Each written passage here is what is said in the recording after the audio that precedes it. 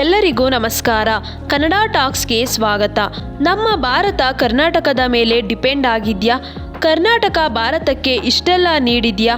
ಇದೇ ಥರ ಸುದ್ದಿಗಾಗಿ ಕನ್ನಡ ಟಾಕ್ಸ್ನ ಸಬ್ಸ್ಕ್ರೈಬ್ ಮಾಡಿ ಮತ್ತು ನೋಟಿಫಿಕೇಷನ್ಗಾಗಿ ಬೆಲ್ ಐಕಾನ್ ಕ್ಲಿಕ್ ಮಾಡಿ. ಭಾರತದ 99% ಚಿನ್ನ ಕರ್ನಾಟಕದ ರಾಯಚೂರು ಜಿಲ್ಲೆಯ ಲಿಂಗಸೂರು ತಾಲೂಕಿನ ಹಟ್ಟಿಯಲ್ಲಿ ಸಿಗುತ್ತದೆ. ಭಾರತದ 70% ಕಾಫಿ ಬೆಳೆಯುವುದು ಕೊಡಗು ಹಾಗೂ ಚಿಕ್ಕಮಗಳೂರಿನಲ್ಲಿ. ರೇಷ್ಮೆ ನಾಡು ಎಂದೇ ಪ್ರಖ್ಯಾತಿಯಾಗಿರುವ ರಾಮನಗರ ಹಾಗೂ ಮೈಸೂರಿನಿಂದ 65% ರೇಷ್ಮೆ ಉತ್ಪಾದನೆಯಾಗುತ್ತೆ. ಮೈಸೂರು ಮತ್ತು ಬೆಂಗಳೂರಿನಿಂದ 75% ಸ್ಯಾಂಡಲ್ವುಡ್ನ ನಮ್ಮ ಕರ್ನಾಟಕ ನೀಡುತ್ತೆ. ಇನ್ನು USA, ಜಪಾನ್, ಚೀನಾಗೆ ಕರ್ನಾಟಕ ಎಕ್ಸ್ಪೋರ್ಟ್ ಮಾಡುತ್ತೆ. ಭಾರತದ ಎಲ್ಲ ಅಧಿಕೃತ ತ್ರಿವರ್ಣ ಧ್ವಜಗಳು ನಮ್ಮ ಹುಬ್ಬಳ್ಳಿಯಲ್ಲಿ ತಯಾರಿಸಲಾಗುತ್ತೆ. ಕರ್ನಾಟಕದ ರಾಜಧಾನಿ ಬೆಂಗಳೂರು ಭಾರತದ IT ಹಬ್.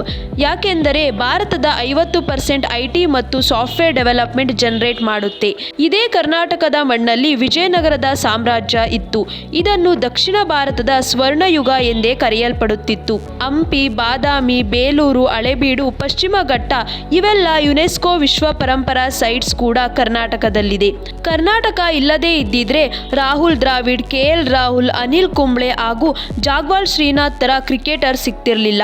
ಮಿಸ್ ವರ್ಲ್ಡ್ ಆದಂತಹ ಐಶ್ವರ್ಯ ರೈ, ದೀಪಿಕಾ ಪಡುಕೋಣೆ, ಶಿಲ್ಪಾ ಶೆಟ್ಟಿ ತರ ಆಕ್ಟರ್ ಸಿಗ್ತಿರ್ಲಿಲ್ಲ. ಅದೇ ರೀತಿ ನಮ್ಮ ಡಾಕ್ಟರ್ ರಾಜ್ಕುಮಾರ್, ವಿಷ್ಣುವರ್ಧನ್, ಶಂಕರ್ ನಾಗ್, ಅಂಬರೀಶ್, ಅನಂತ್ ನಾಗ್, ದರ್ಶನ್, ಶಿವರಾಜ್ ಕುಮಾರ್, ಪುನೀತ್ ರಾಜ್ಕುಮಾರ್, ಸುದೀಪ್, ಯಶ್ ಅಂತಹ ಆಕ್ಟರ್ ಸಿಗ್ತಿರ್ಲಿಲ್ಲ. ಹಾಗೆ ಕರ್ನಾಟಕದ ಕೊಡಗು ಜಿಲ್ಲೆಯ ಜನರಲ್ ಕರಿಯಪ್ಪನವರು ಭಾರತದ ಪ್ರಥಮ ಸೇನಾಧಿಕಾರಿ ಎಂಬುದು ಹೆಮ್ಮೆಯ ಸಂಗತಿ. ಇಷ್ಟೆಲ್ಲ ಕೇಳಿದ ಮೇಲೆ ಒಬ್ಬ ಕನ್ನಡಿಗನಾಗಿ ಹೆಮ್ಮೆ ಆಗಲ್ವಾ? ಜೈ ಹಿಂದ್, ಜೈ ಕರ್ನಾಟಕ ಮಾತೆ.